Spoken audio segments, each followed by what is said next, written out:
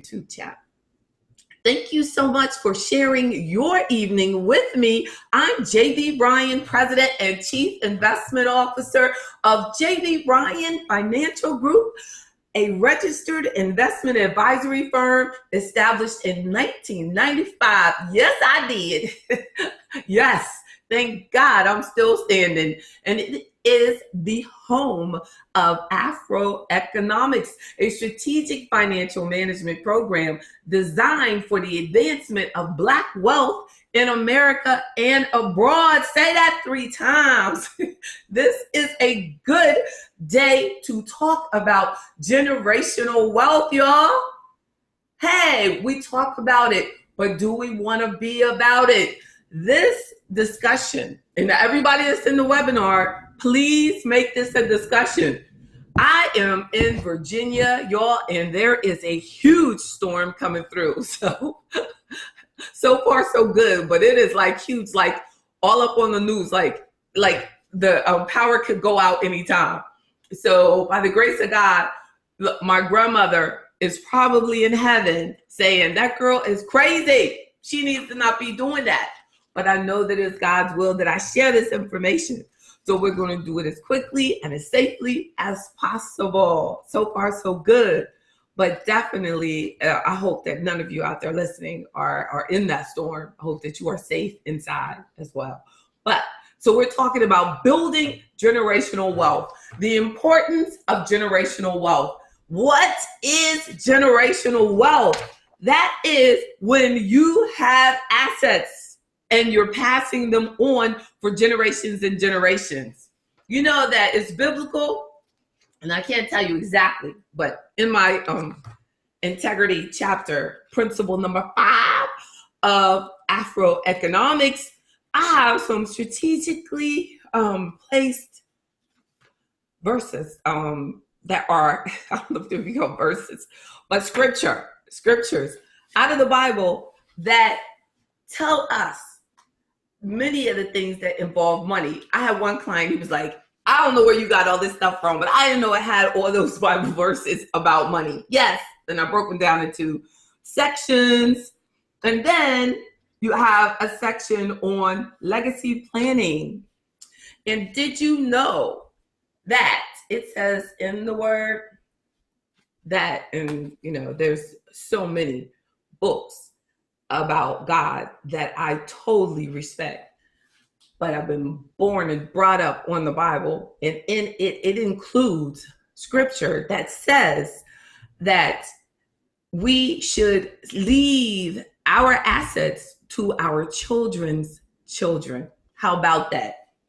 So everybody that thinks that their parents should actually leave stuff to you, really it's not true, because God understands the importance of compounding returns on your money. So the longer your money has to grow, so if it skips a generation and goes on to your children's children, then you will have more money for generations and generations to come. I also think that it's because God doesn't want you to be spoiled. And a lot of times that next generation, you know, you got the money, parents got the money, that next generation, they think they're going to get money, so they act all spoiled and everything. So that in order to make them realize that it's not about them, it's about their kids, you got to maybe follow what you believe. And if you believe like I believe, that we should be developing for the long term, not just for those who benefit from our life, our existence. My child is benefiting from what I'm saying right now, the work I'm putting out right now. But how do I make sure that my grandchildren benefit from it? Well, I make sure the assets are left to my children's children. That's something to think about, right? But let me show you this. This is from this Williams Wealth Consultancy Group did a survey, and it said 70% of wealthy families lose their wealth by the second generation. 70% of wealthy families, Lord.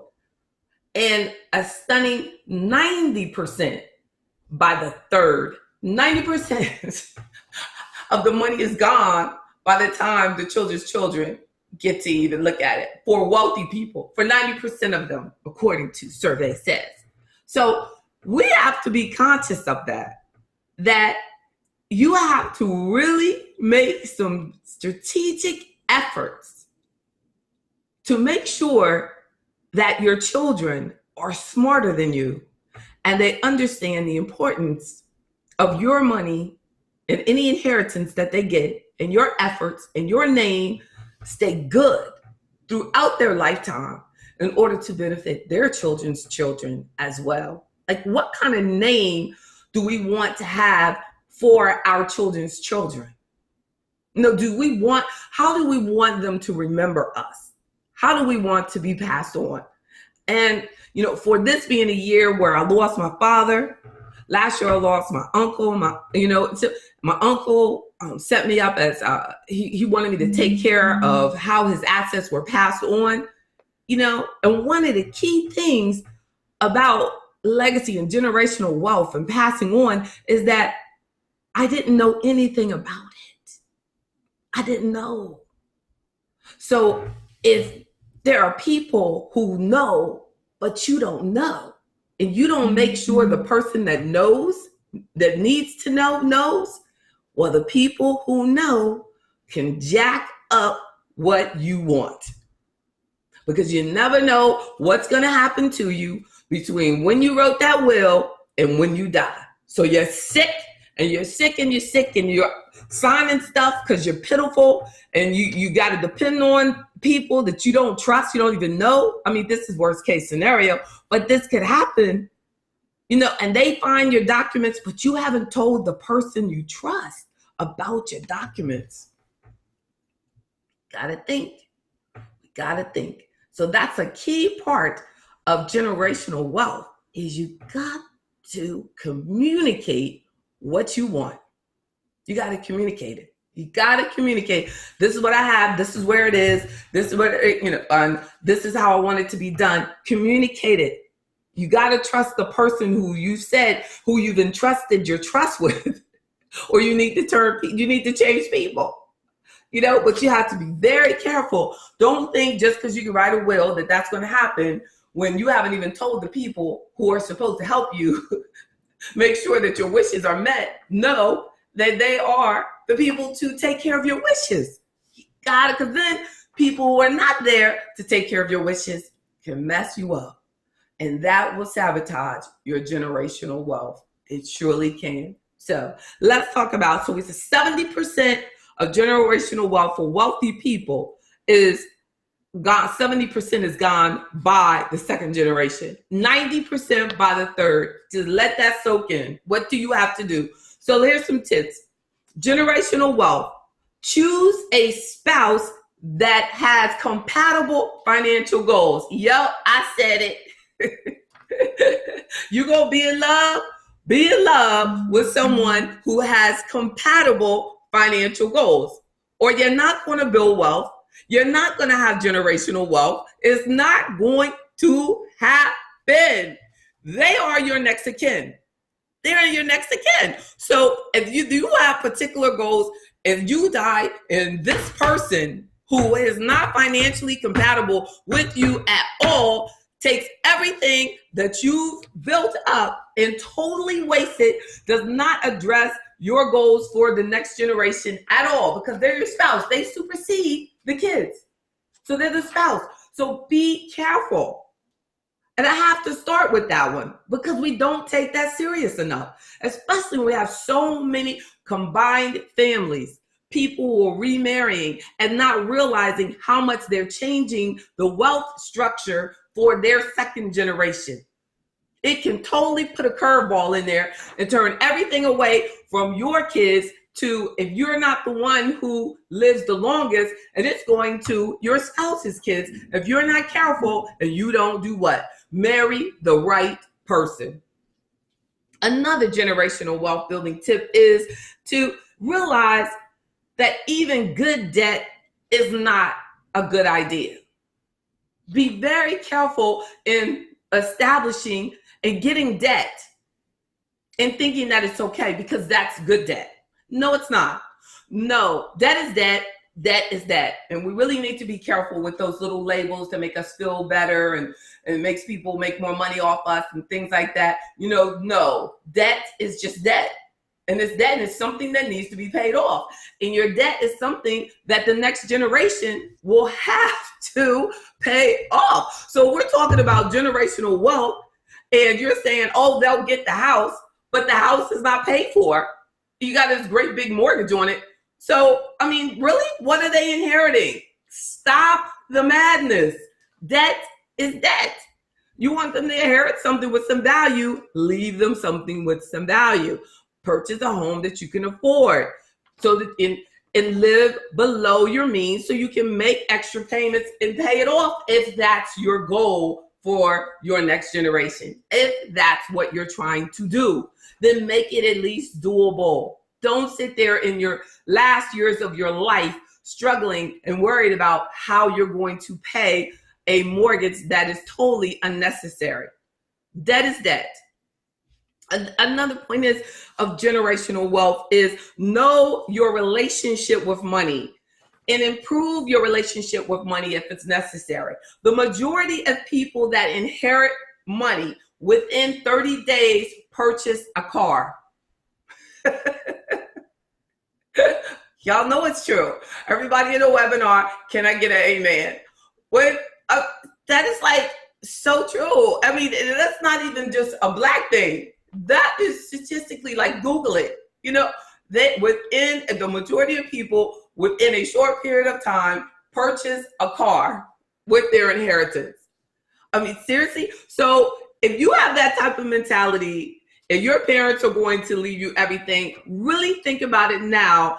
I have to make sure that I manage these things. Say you inherit a retirement account and you take out all this money because there's this car that you've always wanted to have, and that mama would want you to have it. So you take out half of her life savings and you buy this car that immediately starts depreciating, and then you have this land that you inherit and then you sell it and you buy this car and then you blame it on the fact that we sell our land.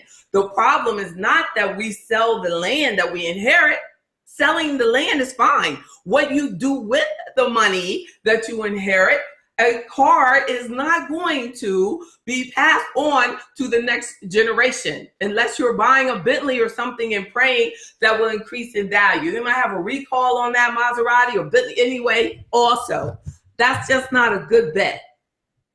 And the Bentley and the Maserati might be more than your entire inheritance, but you can make it grow. You can get it to grow. So let's talk about, so be very careful. My point there is understand your money mentality and improve it if you need to.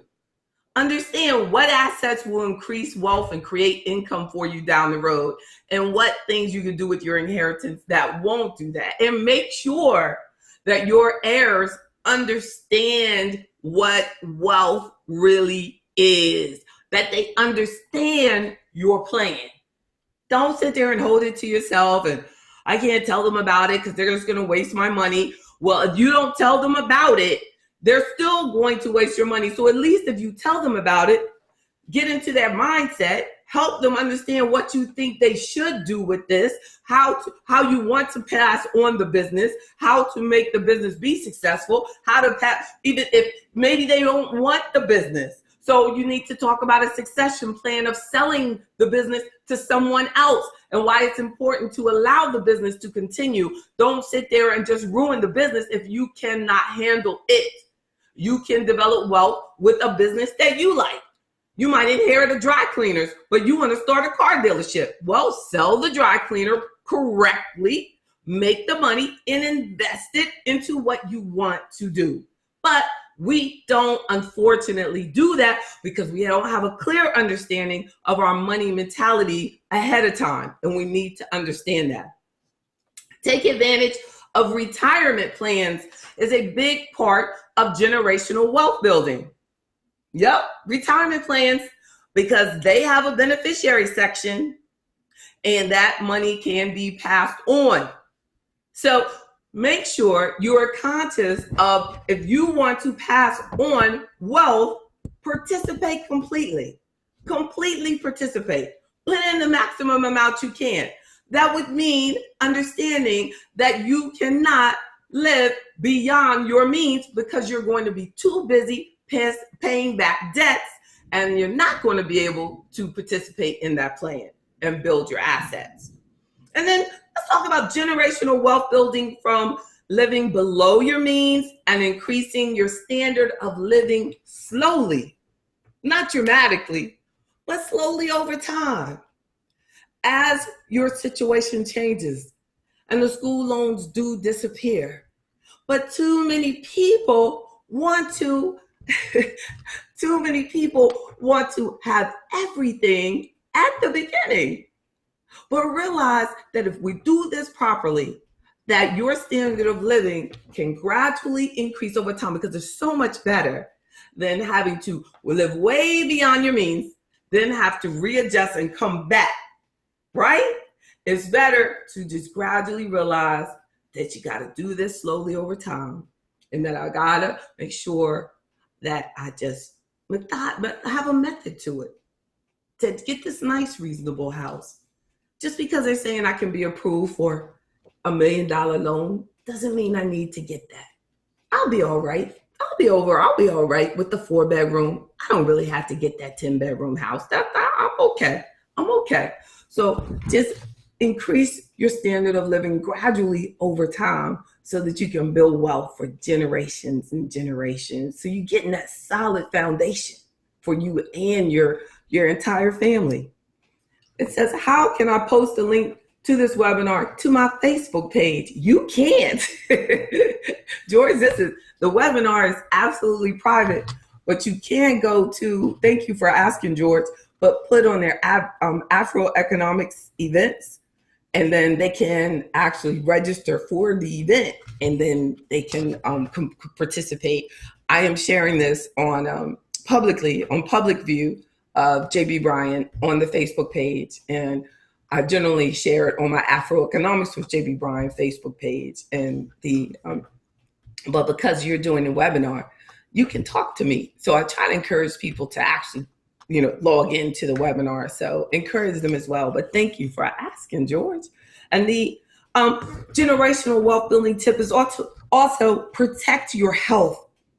I've been helping this AfroEconomics member, and she's retiring at the end of the month. And I have been finding it so interesting to help her through this process of getting her Medicare straight, and the impact of the Part B and how it's taken away from her Social Security check. And then if she wants to get a supplement, the gap coverage, the drug part, like the part, they call it Part D, but it's really your drug coverage, and then, getting an understanding of how your medicines that you're on impact which and how much you pay, even during your retirement years. I think that a lot of times we're misled to think that, oh, you get on Medicare, boom, you don't have to worry about, your health anymore. That's not true. It's not true. Even at 90 years old, you could be in Medicare and have your drug coverage, and the drug coverage stop allowing you to buy that your medicine. And unfortunately, it's sad, but this happens. The medicine not be covered by that prescription plan. They have to wait to open enrollment to get that covered. And that's something. It's a trip. We have to do everything we can to avoid medications as we get older. No matter what age you are now, I think that we should make a really serious effort to get ourselves and stay as healthy as humanly possible, because it is going to be so expensive. On average, people are headed to over $250,000 of their retirement money being spent on uncovered medical expenses. That's a lot of money. So, and then we're not talking about poor people. Poor people will have the health assistance that us hardworking average people who worked 30 years, now you're on your Social Security and you're getting a Social Security check and you get a little pension check and you get some money out of your retirement account. Well, that's considered rich. And you're not going to get the help. So you're going to have to make sure that you plan that $250,000 can take away from your children's inheritance. Amazing when you think about it, right? But it's real. So we have to realize that protect your health, get your Medicare as soon as you're eligible. Like, they will penalize you if you don't stay organized on this stuff.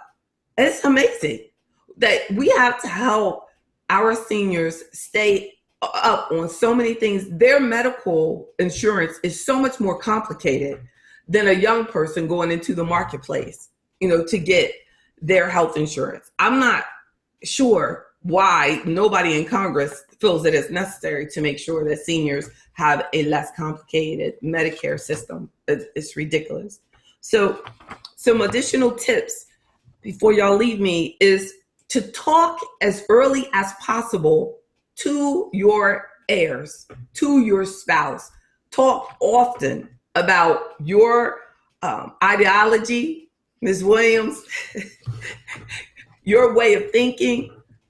Talk about it and share it with your young people. Share it with your heirs. Share it with the leaders of the generation after your generation. These are your future leaders. They are the only way that everything that we stand for will continue to exist after our death is through them.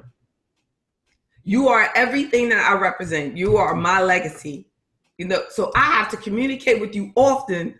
So when anything happens to me, you watching this will know how I think. And we have to do the same thing with our children. We have to do the same thing to everyone that we care about, everyone that we want to pass on our wealth to, why we're doing what we're doing. The first principle of AfroEconomics, our legacy, why we do what we do.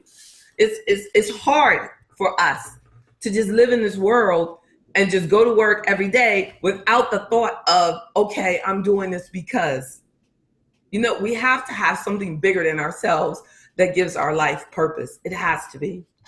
And then discuss your will. I shared that with you. Talk about it. Don't just write it and then put it with the county and post it and all the notarized and the lawyer knows everything about it. No, if everyone that's in that will, send them a copy of it. Don't wait to the last minute. Discuss your financial plan. Discuss it with your heirs. Discuss it with them. You can even go with them this way. Let's say you do this. You say to your, after your children, your heirs graduate from college and they get their job, you say, if you will start saving blah, blah, blah amount of money, and you can even start it in high school, as soon as they start working in college, whatever. You save this much, I'll match it. That will show them that you're committed to their wealth, to their financial independence. Because what we have to do is get them away from the mentality of thinking, I don't have to do anything because I'm going to get this anyway. No, that generation right after you, because we've had to fight, we've had to struggle. We're trying. We're going for everything we've got. We're putting in all the hours that we can. But we also are going outside of our way to make sure that their life is easier than ours. And that could work against them. Unless we fully explain to them why we're doing what we do. So we can help them see a bigger picture. Because a lot of people that are broke have convinced their kids that they have money because they buy the kids everything that they want. And it should be illegal. It's cruel. It's cruel. It is cruel because they think that everything that you're buying on a credit card is actually a wealth or it's helping them in some way, because all they know is this instant gratification that you've made possible for them. And then you get to this 30-year-old who keeps asking you for money to pay their rent, and you get frustrated, but you don't remember when they were 15 years old and you bought them Jordans without making sure they at least took out the trash, that they at least kept their room clean, that they at least did whatever the assignment was that we have for them, that if we don't make them realize that when you do this, you don't get this. Now, I try to make a point to explain to my daughter that everything that we do or don't do, we always have a result from it. So if we're doing more good, you might not see it anytime soon, but you will get the benefit. But if you can teach them delayed gratification, then you've taught them how to build wealth. You've taught them how to invest. You've taught them, so, we even too often approach investing as if it's a get rich quick strategy, when it's not. It's not. They don't want to even hear or listen to anything like this that discusses logic and mental development and the time that it takes to develop wealth. They don't want to hear that. All they want to know is what's the next hot stock, and then you're still over there living on a credit card, but you want to know what penny stock you should be putting $1,000 in. You hear me?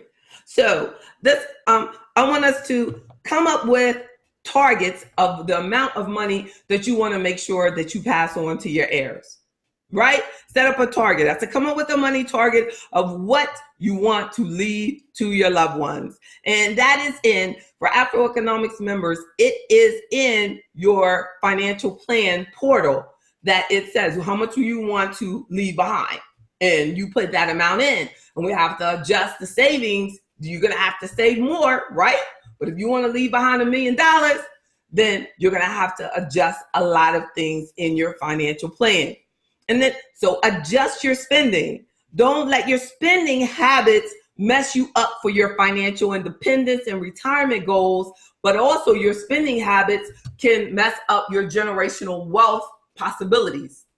So the higher your percentage of spending is on your asset portfolio, the more likely you will not have the money to leave to anyone. You spending 10% of your assets a year, you're spending 4% or even less a year, looking a lot brighter for the future generations, because you're not just stripping your assets apart, right? And then understand life insurance and how it can fit into this scenario. We tend to have life insurance, but we tend to have inappropriate coverage. We don't know how to calculate it. A lot of times we're spending way too much for not appropriate coverage. We don't understand what the coverage is for, how it can assist you in your financial planning. We don't understand how a work policy might not work for you over the long term, and you may need to get some individual coverage for yourself. So we want to make sure that you understand the importance of health insurance, proper health insurance, which will lead also into your long-term care, because long-term care can swipe out your legacy generational wealth. It could be gone, because if you're hardworking and you've got money, they will take it all. It's real. So make sure that you do everything that you can to make a plan for what you want to leave behind that will increase the chances of it happening. First, we have to know what we're shooting for. You have to acknowledge it, because if you just say, I'm just going to leave them whatever's left, I'm going to spend what I'm spending, I'm going to do what I'm going to do, then that's not generational wealth. That's not that's not it. So you have to actually say, this is what I want for the next generation. This is how I want to structure it. Then we discuss, like, maybe there might be some legal documents that need to be drawn up also to help you along the way. We get a lawyer involved if necessary. We do, we can do some tax planning. We do everything. So venture into the possibility of AfroEconomics membership. Those of you who are members, thank you so much for your membership, and make sure that in our next discussion that we add in your generational wealth goals so that we can address them along the way, right? Help me help you. Yes, indeed. But I want these things to be on the top of your mind. So if they're important to you, email me now so that we'll remember that I want to make sure that I leave at least blah, blah, blah amount, or I have, this, or generational wealth is not a concern for me because of blah, blah, blah, or this particular foundation, I would like to make sure that I leave, something to because I believe in what they're doing. Whatever it is that you want to do for generational wealth building, make sure that we include that in your financial plan. Make sure that you include that in your thoughts, your mind, that you realize how much personal responsibility you have to the next generation, how much personal responsibility you have for making sure that your dreams, your financial goals are met. You can't just write it down and think it's going to happen. You won't be here to see it because you'll be dead and it won't matter. But if these things are very important to you, whoever you include in your will, whatever you do, they need to acknowledge it.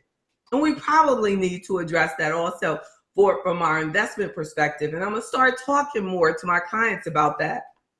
That makes sure that you communicate with your beneficiaries how important it is for them to make sure that it goes on to other generations after them, that this is not just a splurge account, that this is about the future of the family, the future of the business, the future of whatever it is that is important to you.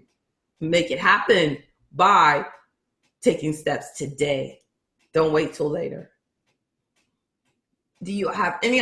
Thank you, Ms. Williams. My ideology is not in stone. I know it's not. But what you said is contrary to popular belief, because I have heard from a reliable source that your ideology is set in stone. But you are a very nice, sweet person. And that's all that matters. And you're pretty too. You be good to yourself. Thank you so much. Thank you for sharing your time with me, everybody. I thank God for you all. I hopefully will get to check on you later this week, but just know I'll be a couple of hours behind you starting tomorrow. But email me because I'll be trying to keep up with everything. Pray for me that I get my rest because it'll be 6 a.m. It'll be 9 o'clock here. I don't know how people do it, but they do it. Well, yes, look, East Coast business and living in the West Coast for just a minute, though. I'll be back. Y'all be blessed. Talk to you soon. Thank you for all of your support. I thank God for you. I truly do. Be blessed.